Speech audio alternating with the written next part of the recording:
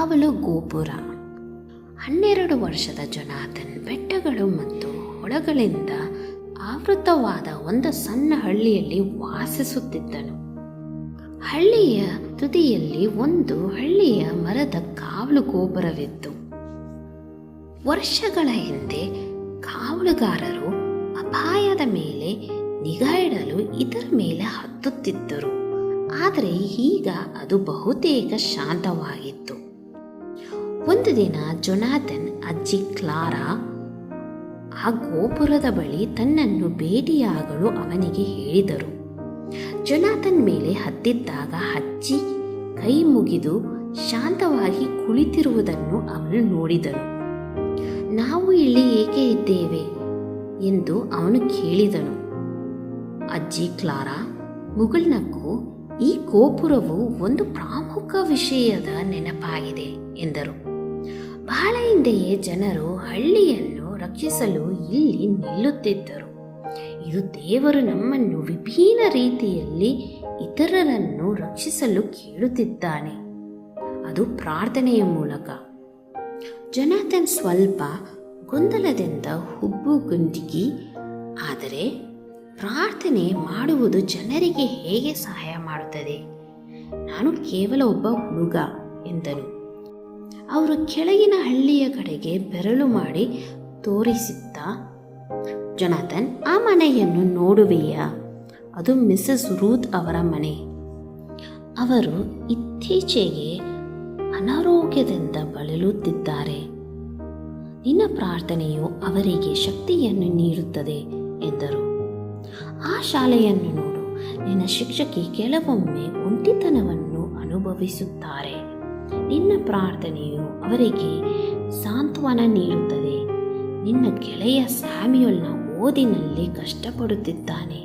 ನಿನ್ನ ಪ್ರಾರ್ಥನೆಯು ಅವನಿಗೆ ಪ್ರೋತ್ಸಾಹ ನೀಡುತ್ತದೆ.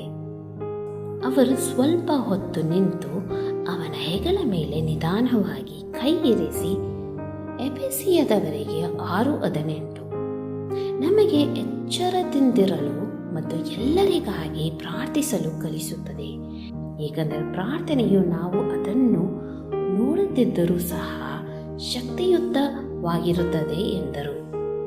ಜೊನಾಥನ್ ಕ್ಷಣಕಾಲ ಯೋಚಿಸಿ, ಹಾಗಾದರೆ ಪ್ರಾರ್ಥನೆಯೇ ಮಾಡುವುದು ಕಾವಲುಗಾರನಾಗಿರುವುದರಂತೆಯೇ ಎಂದು ಕೇಳಿದನು.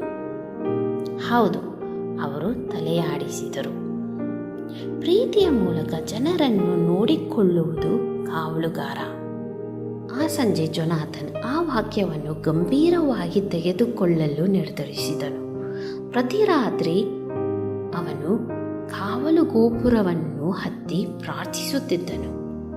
ತನ್ನ ಪೋಷಕರಿಗೆ ಶಕ್ತಿ ಸಿಗಲೆಂದು, ತನ್ನ ಗೆಳೆಯರಿಗೆ ಶಾಂತಿ ಸಿಗಲೆಂದು, ತನಗೆ ಪರಿಚಯವಿಲ್ಲದ ಜನರಿಗಾಗಿ, ತನ್ನ ಇಡೀ ಹಳ್ಳಿಗಾಗಿ. ಸಮಯ ಕಳೆದಂತೆ ಜೊನಾಥನ್ ಒಂದು ಸುಂದರವಾದ ಬದಲಾವಣೆಯನ್ನು ಗಮನಿಸಿದನು. ಅವನ ಸ್ವಂತ ಹೃದಯವು ಹೆಚ್ಚು ಬಲವಾದ, ದಯೆಯುಳ್ಳ ಮತ್ತು ಶಾಂತಿಯುತವಾದಂತೆ ಭಾಸವಾಯಿತು. ಮತ್ತು ಅವನು ಯಾವಾಗಲೂ ಫಲಿತಾಂಶಗಳನ್ನು ಕಾಣದಿದ್ದರೂ ದೇವರು ಪ್ರತಿಯೊಂದು ಪ್ರಾರ್ಥನೆಯ ಮೂಲಕ ಕೆಲಸ ಮಾಡುತ್ತಿದ್ದಾನೆ ಎಂದು ಅವನು ಪೂರ್ಣ ಹೃದಯದಿಂದ ನಂಬಿದನು. ಒಂದು ದಿನ ಅವನ ಶಿಕ್ಷಕಿ ಅವನಿಗೆ ಹೇಳಿದರು, ಜೊನಾಥನ್, ನನಗೆ ಕಾರಣ ತಿಳಿಯದು, ಆದರೆ ಇತ್ತೀಚೆಗೆ ನನಗೆ ತುಂಬ ಪ್ರೋತ್ಸಾಹ ಸಿಕ್ಕಿದ್ದಂತಾಗುತ್ತಿದೆ. ಯಾರು ನನಗಾಗಿ ಪ್ರಾರ್ಥಿಸುತ್ತಿರುವಂತೆ ಭಾಸವಾಗುತ್ತಿದೆ. ಜೊನಾಥನ್ ಮೌನವಾಗಿ ಮುಗುಳ್ನಕ್ಕನು ಅಷ್ಟೇ.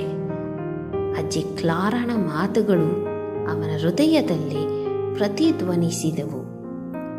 ಪ್ರಾರ್ಥನೆಯು ನಂಬಿಕೆಯುಳ್ಳವನ ಕಾವಲು ಗೋಪುರ. ಪಾಠ: ನಾವು ದೈಹಿಕವಾಗಿ ಯಾರಿಗೂ ಸಹಾಯ ಮಾಡಲು ಸಾಧ್ಯವಾಗದಿದ್ದರೂ ಸಹ ನಾವು ಯಾವಾಗಲೂ ಪ್ರಾರ್ಥಿಸಬಹುದು. ಪ್ರಾರ್ಥನೆಯು ನಮ್ಮ ಹೃದಯಗಳನ್ನು ಎಚ್ಚರವಾಗಿರಿಸುತ್ತದೆ, ಇತರರನ್ನು ರಕ್ಷಿಸುತ್ತದೆ ಮತ್ತು ನಮ್ಮನ್ನು ದೇವರ ಶಕ್ತಿಯೊಂದಿಗೆ ಸಂಪರ್ಕಿಸುತ್ತದೆ. ನಾವು ಇತರರಿಗಾಗಿ ಪ್ರಾರ್ಥಿಸಿದಾಗ ನಾವು ಆಧ್ಯಾತ್ಮಿಕ ಕಾವಲುಗಾರರಾಗುತ್ತೇವೆ. ಎಚ್ಚರಿಕೆಯುಳ್ಳವರು, ಪ್ರೀತಿಯುಳ್ಳವರು ಮತ್ತು ಬಲಶಾಲಿಯಾಗುತ್ತೇವೆ.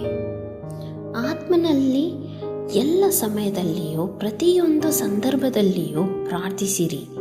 ಎಚ್ಚರವಾಗಿದ್ದು ಎಲ್ಲ ಕಡೆಗಳಲ್ಲಿಯೂ ಎಲ್ಲ ನಂಬುವವರಿಗಾಗಿ ನಿಮ್ಮ ಪ್ರಾರ್ಥನೆಗಳಲ್ಲಿ ಪಟ್ಟು ಹಿಡಿಯಿರಿ. ಎಫೆಸಿಯದವರಿಗೆ 6:18.